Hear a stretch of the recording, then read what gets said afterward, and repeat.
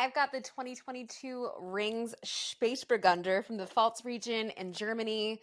Now, if you're looking at this label or listening to the words coming out of my mouth, you're probably like, Spätburgunder, that doesn't sound too familiar. Well, this is actually a grape that you've more than likely heard of before, but by another name, which is really common in other countries, especially in places like Germany. The grape in question here is Pinot Noir. Anytime you see Spätburgunder, that's just a synonym for Pinot Noir. It's exactly the same grape. They just call it that in Germany. And this is one of the best producers of it in the entire country. I'm so excited to be bringing this to you guys. I got to visit this place a couple of weeks, months, I don't know, I'm losing track of time, but I got to visit this place. It was the very first stop on our tour with the German wine collection. And I have to tell you, I was completely blown away. But before we even get to that visit, I have to back up a little bit because we're talking about Germany, right? We're talking about a place that when we talk about Germany, we're normally talking about not Pinot Noir and not even red wine generally. We're normally talking about Riesling. Germany is a place that's really famous for white varieties and white wines. Riesling varying from really sweet to really dry, even a little Pinot Gris. But the Burgundian varieties, Chardonnay and Pinot Noir, are really making a huge, huge impression on the region and on drinkers like me who are smelling these wines and tasting these wines going, is this Burgundy? What is happening in this glass? And honestly, I've been so excited about it because it offers an incredible amount of the thing that we love about Pinot Noir, which is expression of terroir, at the thing that we don't love so much that normally comes with great Pinot Noir, a much lower price tag. So I'm very excited to introduce this to you guys. This is actually a producer in the Pfalz region that has been doing incredible things for the past few years since the most recent generation has sort of taken it on. They've moved everything to organic farming, really leaning into biodynamic farming practices and doing more minimal intervention winemaking, which means you get more expression of the region in the glass, you get a purity of grape, and you just get a more delicious wine. So let's talk about what is happening in the glass here.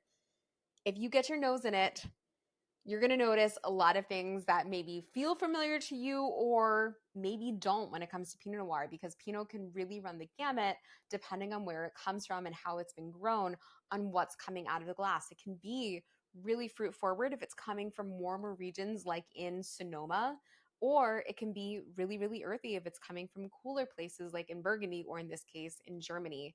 The Pfalz region is one of the cooler climate places, which means you're going to lean more into those earthy, umami kind of flavors. And on the nose, that's really what's jumping out of the glass. It is earthy, it's spicy, it's umami, it's mushroom. It's all of these things that we really love about old world Pinot Noir, but you're also getting a little bit of this really beautiful, bright Bing cherry kind of right in the center there.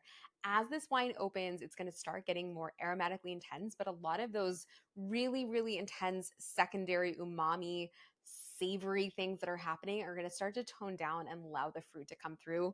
If you're smelling this right now and you're like, this is a little too intense for me, just give it a moment. Make sure this is also in a wide enough glass that it allows the aromatics to sort of move around and spread out. This is a wine that wants to be smelled before it is tasted. So with that in mind, let's swirl it and let's get our first sip going. Now, whoo! I mean, on the palate, incredible freshness and brightness and lightness, but all of that great savory stuff that was coming on the nose is starting to carry through really, really nicely onto the palate. You're continuing to get sort of those mushroomy flavors, that umami, those spices, and there's even sort of this nutmeggy thing happening on the very, very back there.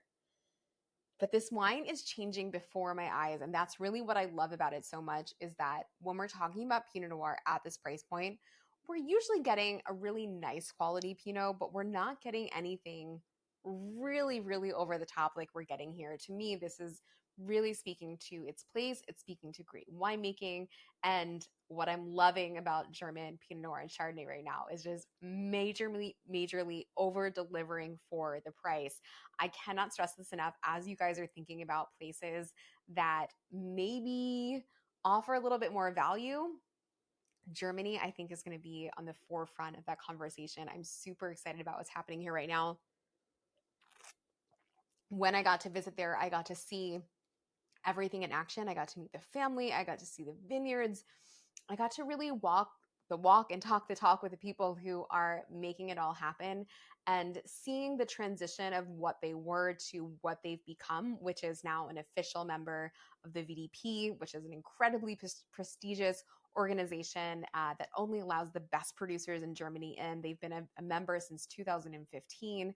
And the other fun fact about this is not a lot of this wine makes it into the US. Only about 100 cases came in of this particular vintage, which, by the way, they're calling one of the best vintages in Germany ever for the 2022 vintage, which is what's in your glass here. I cannot stress to you how excited I am about this wine, how much it's over delivering for the price, and how much I need a snack right now. Speaking of snacks, Pinot Noir really wants pork, but my goodness, I think I could go a lot of different ways with this, especially if you're in warmer months right now. I would definitely be gravitating towards lighter fare. We actually had an incredible dinner at the winery that I think would work super, super well with this wine. It was a little bit like French countryside. So we had like country pate. We had these beautiful salads. We even had some asparagus. So keep it light, keep it really lovely and fresh. And don't let too many ingredients and too heavy-handedness in the kitchen get in the way of what's going on in this glass. I think when you think of wines like this that are really pure and really generous, but also really minimalist, that's really what you want to be enjoying food-wise with it. Minimalist, pure, really lovely, and really highlighting the current season that you're in. Cheers to you guys, and I'm so excited about this wine. Yay!